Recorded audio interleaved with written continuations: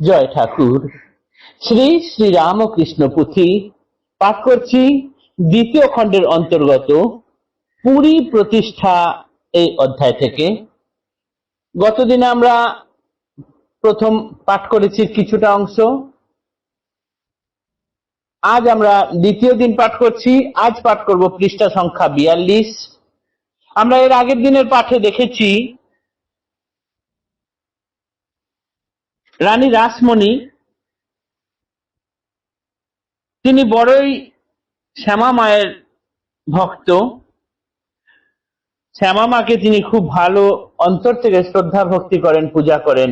তিনি চাইলেন একবার কাশী ধামে বেড়াতে যাবেন, বাবা বিশ্বেশ্বরের মা অন্নপূর্ণার খুব ধুমধাম করে পুজো দেবেন, যথেষ্ট খরচাপাতি করবেন, এবং সেই জন্য তিনি অনেক আগে থেকে সেই উদ্দেশ্যে ভালো রকম সঞ্চয় করার ব্যবস্থা করলেন, কেননা যথেষ্ট খরচ হবে। তো নির্ধারিত দিনের আগে 100 খানি নৌকা পরিপূর্ণভাবে ধন সম্পদ, অর্থ এবং খাদ্য ইত্যাদি দিয়ে ভর্তি করে তার ঘাটে বেঁধে রাখলেন, পরের দিন সকালে রওনা দেবেন বলে।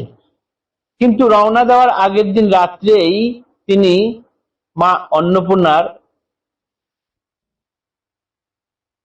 বা মা শ্যামা মায়ের স্বপ্নে আদেশ পান যে তোমাকে কাশী যেতে হবে না, তুমি এইখানে এই গঙ্গার তীরে একটি ভালো জায়গা অন্বেষণ করো, খোঁজো, সেইখানে একটি ভালো মন্দির স্থাপন করো এবং তাতে আমার মর্মর মূর্তি স্থাপন করো। যত শীঘ্র সম্ভব সেখানে নিত্য পূজা ভোগ রাগ আদির ব্যবস্থা করো। আমি কথা দিচ্ছি সেই নিত্য ভোগ আমি গ্রহণ করব, আমার এই কথার কোনো অন্যথা হবে না। রানী স্বপ্নে শুনে এটি চমকে উঠে গেলেন। আমরা এই অবধি আগের দিন পাঠ করেছিলাম। আজ তার পরের অংশ পাঠ করব, যেখানে দেখব রানী কিরকম ভাবে খোঁজ করে জায়গা অন্বেষণ করলেন এবং মন্দির তৈরি করলেন, কিন্তু তারপরেও কিরকম সমস্যার উদয় হলো সেটি আমরা আজ পাঠ করব পৃষ্ঠা সংখ্যা 42। বিভোরা বিস্ময়ানন্দে অন্তর বিহ্বল। ওই স্বপ্ন দেখে রানী তো আচমকা ঘুম ভেঙে উঠে পড়েছেন। উঠে তারপর বিভরা বিস্ময়ানন্দে অন্তর বিহ্বল, জাগিয়া নয়নে ঢালে অবিরল জল। ত্বরান্বিতে ডাকি তবে কর্মচারী গণে, আজ্ঞা দিল উপযুক্ত স্থান অন্বেষণে। এখানে সেখানে দেখি কইল নির্ধারিত, যেখানে হইল পুরী পরে বিনির্মিত। শহরের 3 ক্রোশ উত্তর অঞ্চলে, শিয়রেতে সুরধ্বনি হেসে হেসে চলে। শ্যামালয় বিনির্মাণে বহু অর্থ ব্যয়, যত লাগে দেন রানী কাতর না হয়। যদিও জাতিতে তেহ মাহিষ্য রমণী, উদার প্রকৃতি তার রাজরানী যিনি। সুন্দর মন্দির 2টি পুরীর ভিতরে। তাহলে রানী ঘুম থেকে উঠে তিনি বিহ্বল হয়ে গেলেন এবং 2 চোখে অবিরল জলের ধারা বইতে বইতে থাকলো, যে মা আমার তৈরি মন্দিরেই মা নিজে এসে ভোগরাগ অন্ন গ্রহণ করবেন। তিনি এই ভেবে চোখ দিয়ে জল বেরিয়ে যেতে থাকলো এবং তিনি বিহ্বল হয়ে গিয়ে সঙ্গে সঙ্গে কর্মচারীগণদের ডাকলেন এবং বললেন তোমরা জায়গা খোঁজো এবং তার যত শীঘ্র সম্ভব এখানে মন্দির নির্মাণ করা হবে। তারপর জায়গা অন্বেষণ করতে করতে বর্তমানে যেখানে দক্ষিণেশ্বরে মা ভবতারিণীর মন্দির নির্মাণ হয়েছে, এই জায়গাটি খুঁজে খুঁজে পাওয়া গেল এবং সেইখানে মন্দির তৈরি করা শুরু হলো। যত টাকা লাগে লাগুক, রানী তাতে অকৃপণ নন, দিয়েই যান এবং বহু অর্থ ব্যয়ে এই মন্দির নির্মাণ হতে থাকলো। সুন্দর মন্দির 2টি পুরীর ভিতরে, এক রাধা শ্যাম অন্য শ্যামামার তরে। এই যে মন্দিরটি তৈরি হলো, সেই মন্দির বা পুরী বা স্থানের ভেতরে সুন্দর সুন্দর 2টি মন্দির আছে। একটা হচ্ছে রাধা শ্যামের মন্দির আর একটা হচ্ছে মা শ্যামা মন্দির।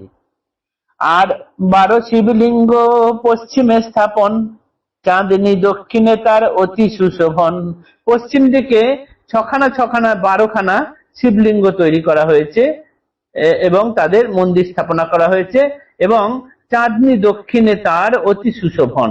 দক্ষিণ দিকে একটা চাঁদনী বা ওই নাট মন্দির বা ওই আটচালার মতো তৈরি করা, যেখানে কীর্তন আদি সমস্ত কিছু হতে পারবে।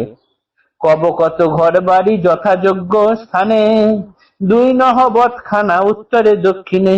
আর আর যে কত ঘর বাড়ি তৈরি, সেটি যথাযোগ্য যেখানে যেটির দরকার সেখানে সেই সেই ঘর বাড়ি সব স্থাপন করা হয়েছে। আর দুখানা নহবতখানা তৈরি করা হয়েছে, উত্তরে একটা দক্ষিণে একটা। দক্ষিণের দিকটা প্রায় জঙ্গলে ঢাকা পড়ে আছে, এবং উত্তরের দিকটা তো আমরা দেখতেই পাই মা যে নহবতে থাকতেন, সেই নহবতখানা যেটি নাম হয়, যে আমরা যেটি সবাই এখন বর্তমানে দেখতে পাই, সেই উত্তরের নহবতখানাটা। দুই নহবতখানা উত্তরে দক্ষিণে, গঙ্গা গর্ভে বাঁধা ঘাট পুকুর বাগান, যেই মতে সাজে পুরী সে মতে সাজান। গোটা চত্বরে যতখানি গঙ্গা তীর আছে সেই সমস্ত গঙ্গা তীরটি তিনি ইট দিয়ে বাঁধাই করে দিলেন। আর এই মন্দির তৈরি করতে গেলে যেখানে যেটির দরকার, যেখানে যেটি করলে ভালো রকম সাজে, সেইখানে তিনি সেইটি বানালেন। খাজানজি দেওয়ান মসি বৃত্তি ভিত্ত কত, বদ্ধদ্বারে দারোয়ান অসি নিষ্কাশিত। এবং সেই মন্দিরের জন্য খাজানজি, দেওয়ান, মসি বৃত্তি অর্থাৎ যারা সেখানে থেকে লেখালেখি ইত্যাদির কাজগুলো করবেন মন্দির পরিচালনার জন্য, সেইগুলো, এবং কত না ভিত্ত ইত্যাদি চাকর, আর বদ্ধদ্বারে দারোয়ান, দরজার সামনে দারবান তৈরি করেছেন, এবং তিনি অসি নিষ্কাশিত অর্থাৎ সবসময় তরোয়াল নিয়ে দাঁড়িয়ে আছেন, এইরকম টাইপের আর কি। এইরকম বানালেন। এই মোটামুটি একটা পুরীর বর্ণনা দিলেন এখানে, অর্থাৎ মা ভবতারিণী মন্দিরকে যেখানে আমরা সর্বদাই যাতায়াত করি সেইটির একটি ছবি পুথিকার এখানে তুলে দিলেন তখনকার মতো। অষ্টনায়িকার মধ্যে রানী একজন, প্রভু অবতারে এবে ধরায় জনম, শ্যামা পদে অতিমন তায়ের অতিমতি, শ্যামা নামে মত্ত প্রায় এতই পীড়িতি, শ্যামা নাম সদা জপ রূপ ধ্যান করে, বিষয়েতে হাত শ্যামা মনের ভিতরে, ঠিক আত্মবৎ সেবা হইবে শ্যামার, প্রবল বাসনারিদে রানীর সঞ্চার, গুপ্ত কথা বক্ত করি কহে সর্বজনে, আনিবারে শাস্ত্রবিদ পণ্ডিত ব্রাহ্মণে, শাস্ত্রের বিধানে মত বলবৎ কিবা, কেমনে হইতে পারে অন্ন ভোগ সেবা। এই যে রানী রাসমণি, ঠাকুরের যে অন্তরঙ্গ পার্ষদগণ ছিলেন, তাদের মধ্যে এই রানী হচ্ছেন অষ্টনায়িকার একজন। প্রভুর যে অবতার হিসেবে এসেছেন এখানে ধরায়, এবারে জন্ম নিয়ে এসেছেন, সেই অবতারের রানী অষ্টনায়িকাদের মধ্যে একজন। তার সর্বদাই শ্যামা পদে মতিরতি রতিমতি, এবং সর্বদাই তিনি মা শ্যামা মায়ের জপ করে আসছেন, ধ্যান জপ সবকিছুই শ্যামা মায়ের নিয়ে। তিনি বিষয় নিয়ে কাজ করছেন, ঠিকই কাজ করছেন হাতে, কিন্তু মনটা রয়ে গেছে বিষয়ের মধ্যে। ঠিক আত্মবৎ সেবা হইবে শ্যামার, প্রবল বাসনা হৃদে রানীর সঞ্চার। একদম মনের মতো করে যেন শ্যামা মায়ের সেবা করা হয়, সেই বাসনা প্রচুর তার মনে সঞ্চার হলো।